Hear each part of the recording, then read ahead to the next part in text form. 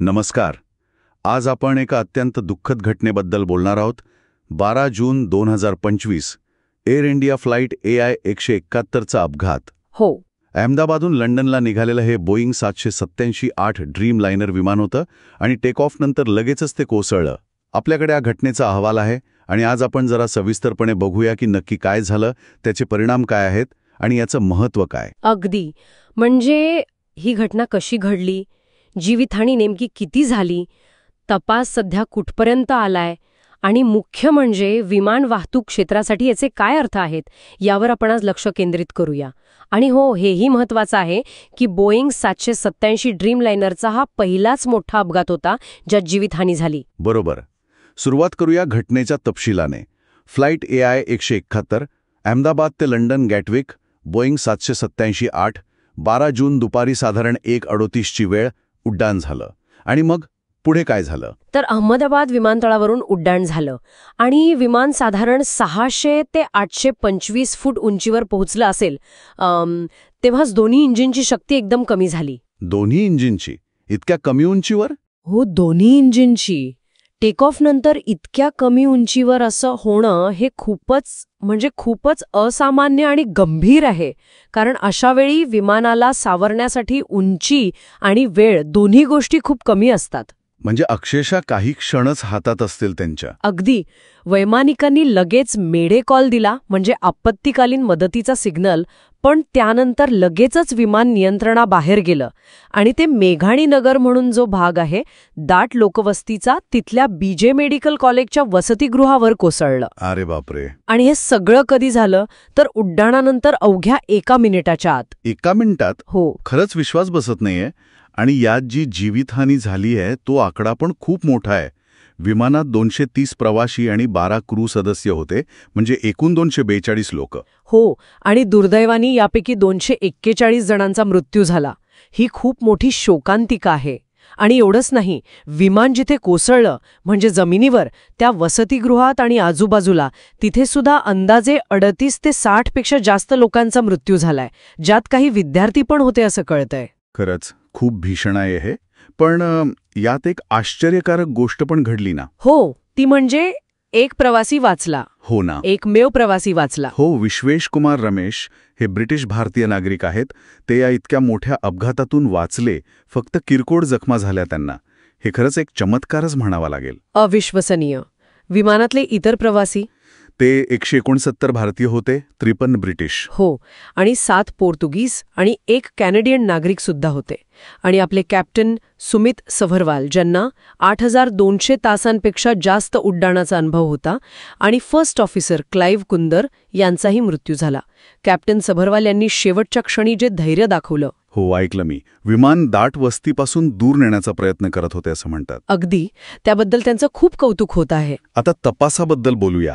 घटनेनंतर लगेच तपास सुरू झाला असेल. फ्लाईट डेटा रेकॉर्डर FDR आणि कॉकपिट व्हॉइस रेकॉर्डर CVR, म्हणजे ज्यांना आपण ब्लॅक बॉक्स म्हणतो, ते सापडले आहेत का? हो, दोन्ही सापडले आहेत आणि तपासासाठी ते अर्थातच खूप महत्त्वाचे आहेत. FDR मधून विमानाची तांत्रिक माहिती मिळते, वेग, उंची, इंजिनची काय स्थिती होती वगैरे. आणि CVR मधून कॉकपिटमधलं संभाषण कळतं. आणि तपास कोण करतंय? आपली जी हवाई वाहतूक नियामक संस्था आहे, DGCA, म्हणजे directorate general of civil aviation, ते हा तपास करत आहेत. आणि यात आंतरराष्ट्रीय मदत पण घेतली जात आहे, बरोबर? कारण विमान बोईंगचं आहे. हो, नक्कीच. विमान अमेरिकन बनावटीचं आहे, आंतरराष्ट्रीय फ्लाईट होती, त्यामुळे UK आणि USच्या अधिकाऱ्यांचा सहभाग आहे यात. अगदी बोईंगचे प्रतिनिधी सुद्धा तपासात मदत करत आहेत. हे आंतरराष्ट्रीय नियमानुसार आवश्यक पण आहे. अच्छा. आणि काही प्राथमिक निष्कर्ष आले आहेत का? किंवा अहवाल कधी अपेक्षित आहे? प्राथमिक अहवाल साधारण 3 महिन्यांत येईल असं अपेक्षित आहे. पण या अपघातानंतर एअर इंडियाच्या ताफ्यातील इतर बोईंग 786 विमानांची तपासणी केली गेली आणि त्या सुरुवातीच्या तपासणीत तरी कोणती मोठी तांत्रिक त्रुटी आढळली नाहीये. बरं. आणि इतर प्रतिसाद कसा होता? म्हणजे विमानतळ बंद ठेवलं होतं का? कुटुंबियांसाठी काय व्यवस्था केली होती? हो, अहमदाबाद विमानतळ काही काळासाठी बंद करण्यात आलं होतं. एअर इंडियाने दिल्ली आणि मुंबईहून बाधित कुटुंबांसाठी विशेष विमानांची सोय केली होती.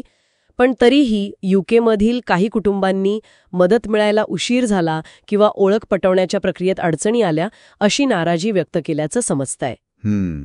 समजू शकतो. तर मग या सगळ्याचा अर्थ काय लावायचा? या घटनेचं महत्त्व काय आहे, विशेषतः विमान वाहतूक उद्योगासाठी? सगळ्यात मोठा आणि महत्वाचा मुद्दा म्हणजे बोईंग 787 ड्रीमलायनर. हे विमान त्याच्या आधुनिक तंत्रज्ञानासाठी, सुरक्षिततेच्या दाव्यांसाठी ओळखलं जातं. आणि अशा विमानाच्या बाबतीतला हा पहिलाच अपघात आहे ज्यात विमानाचं पूर्ण नुकसान झालं, हल लॉस, आणि इतकी मोठी जीवितहानी झाली. हो, हे खरं आहे. यामुळे साहजिकच या विमानाच्या सुरक्षिततेवर, त्याच्या डिझाईनवर आणि एअर इंडियाच्या ऑपरेशनल कार्यपद्धतींवर सुद्धा गंभीर प्रश्न निर्माण झाले आहेत. म्हणजे तपासाचा मुख्य रोख हा दोन्ही इंजिन एकाच वेळी का निकामी झाली यावर असणार आहे. अगदी. तो तांत्रिक बिघाड होता की आणखी काही कारण होतं, आणि आपत्कालीन परिस्थितीत ज्या काही प्रक्रिया असतात त्या व्यवस्थित पाळल्या गेल्या का, या सगळ्या प्रश्नांची उत्तरं तपासातून मिळतील अशी आशा आहे. पण या एका घटनेने ड्रीमलायनरच्या विश्वासार्हतेबद्दल आणि एकूणच हवाई प्रवासाच्या सुरक्षिततेबद्दल पुन्हा एकदा मोठी चर्चा सुरू केली आहे. तर आज आपण एअर इंडिया फ्लाईट AI-171च्या या दुःखद दुर्घटनेचा सविस्तर आढावा घेतला. घटनेचे तपशील पाहिले, जीवितहानी आणि त्या एकमेव वाचलेल्या प्रवाशाबद्दल बोललो. सध्या सुरू असलेला तपास आणि या घटनेचं विमान वाहतूक उद्योगातील महत्त्व काय आहे हे समजून घेण्याचा प्रयत्न केला. हो, आणि ही घटना आपल्याला पुन्हा एकदा आठवण करून देते की आधुनिक तंत्रज्ञान कितीही पुढे गेलं असलं तरी विमान वाहतूक आणि त्याची सुरक्षा ही किती गुंतागुंतीची गोष्ट आहे. यात तंत्रज्ञान, मानवी कौशल्य, प्रक्रिया अनेक गोष्टी एकत्र काम करतात. आणि अशा घटनांचा केवळ तांत्रिक बाजूने विचार करून चालत नाही, तर त्याचा प्रवाशांच्या मानसिकतेवर, त्यांच्या विश्वासावर आणि एकूणच उद्योगाच्या भविष्यावर काय परिणाम होतो याचा विचार करणंही महत्त्वाचं ठरतं. बरोबर. या अपघाताचे नेमके दूरगामी परिणाम काय असतील हे येणारा काळच आपल्याला सांगेल.